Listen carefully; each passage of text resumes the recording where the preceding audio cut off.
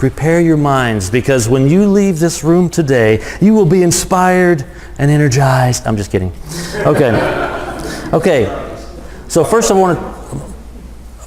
I want to talk about your logo design. I don't know if you're rebranding, if you're planning on logo design or planning on a new logo or whatever, but the logo is your foundation. That's where everything starts. You know, you want to, after your logo is built, you want everything that you do to stem from that. The color scheme, design elements that are in your logo, whatever, and carry that throughout everything, right? Because that way you get that recognition. And like Coca-Cola and Nike, you always see the symbol or whatever, you know what it is, right?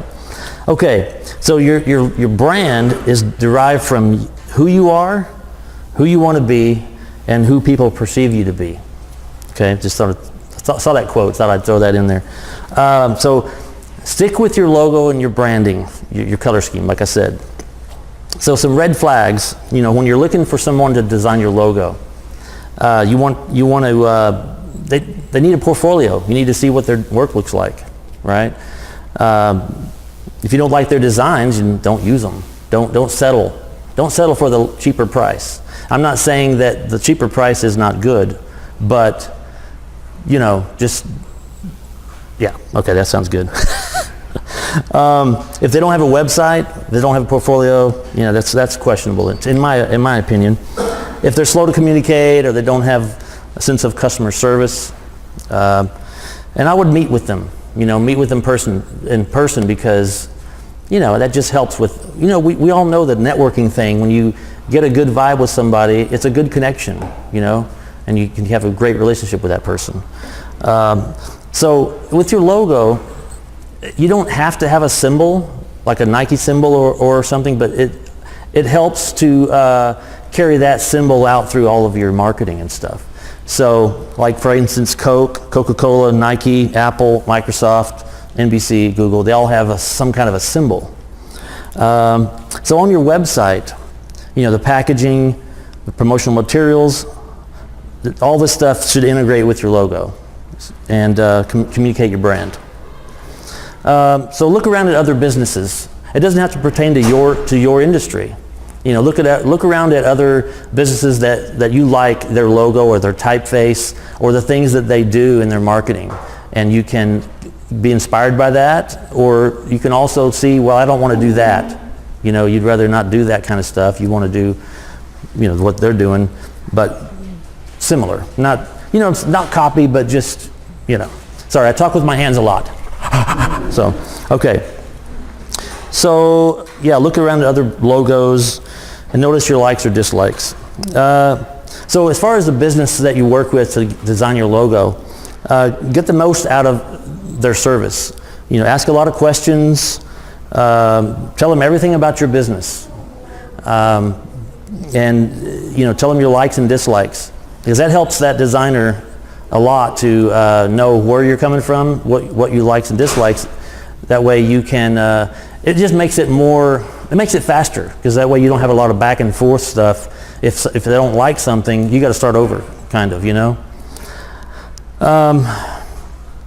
So also a questionnaire. If they have a questionnaire, that's a good thing, because then you can tell them everything right there in that questionnaire. So any questions about logo stuff? No? Because I'm going to move on to like print. Yes. So like a logo, if you've got, like say you went to Vistaprint and they created you some business cards, can you just use that as your logo? The business card? Whatever they put on it in Vistaprint? You can, but I highly recommend not. You know, because you need a brand. You need an identity, you know, to put on that business card so that they can remember that later. And I recommend putting your photo on your business card. Like, I think I'm going to add that to my business cards now, because coming to this kind of stuff and you hand out a logo or a business card, they can see who you are. That's just another side tip.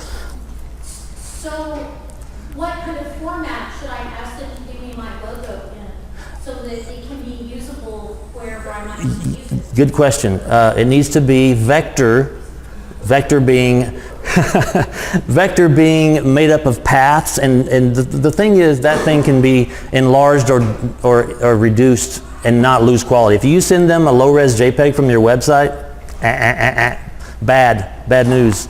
It's just you're enlarging pixels and it's not gonna look good at all. It's gonna look blurry. So, okay, so on with like printed material. Like after your logo's designed, you want to, simple is better in my book.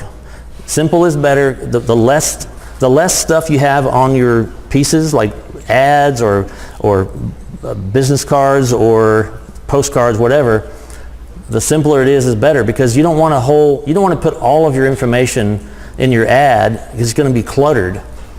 The less info, think of it this way, the less info they have to read, the more that you're going to get that phone call and they're going to ask more questions. You want them to call you or get face to face so you can talk in person and get more FaceTime and that kind of stuff. So simple's good. There's nothing wrong with blank space. If you have an ad or anything, the blank space is actually real impacting. If you think about the way Apple does stuff, sorry, I'm an Apple fan. They're very simple. They just put the least amount of stuff on there, and it gets your attention. You really notice that. Like let's say an ad in a magazine, you turn the page and it's a bunch of white space. You notice that right off the bat instead of a big cluttered ad, right? Nothing worse than those ads at the back of a magazine that are just a bunch of bleh. The ones that stand out are the ones that have nice big photography or just very simple white space, in their ads. It gets your attention. So on fonts, when you're using a font, don't use any more than 3 fonts. 3 fonts or less. I recommend 1 or 2, but the more fonts you have, it just looks too busy, and please don't use brush script, please. It's like in the 1900s. It's terrible. So just saying, I have to throw that in there. So, how are we doing on time? Okay, I probably rushed through it, but what I want to say, there's some resources that are really cool. The first one being canva.com. That's canva.com. It's a digital design online, and it's so cool. I don't know that it does. I haven't gone in that far. I don't know if it does like brochures and that kind of stuff, but just little memes and just short little things you want to put on social media. It is very cool. You don't need any design skills. It's mostly free. You can do some paid stuff. You can design anything for free. They have templates. There's an iPad app. You can sit there in the doctor's office and design your ad right there. It's very cool. You'll have to check that out.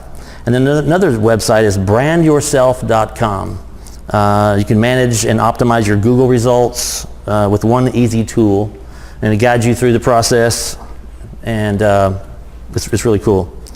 And it help you look better in Google. And these resources here, the last 2, Brand Yourself, I haven't really dug in too much. I haven't started those, but I thought they were really cool looking, so I wanted to share those. Then the last one is marketingdonut.co.uk. marketingdonut.co.uk. Now, if you guys want my notes, I'll give them to you, but they don't have my info on them, so take one of my cards or postcards.